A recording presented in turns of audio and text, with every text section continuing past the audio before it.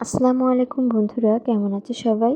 তো সকাল সকাল ঘুম থেকে উঠে ফুল কুড়াতে কিন্তু অনেক বেশি ভালো লাগে।